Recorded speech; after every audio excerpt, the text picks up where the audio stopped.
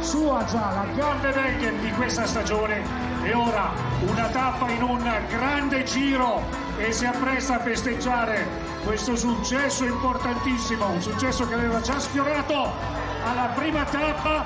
Piniam Kirmai!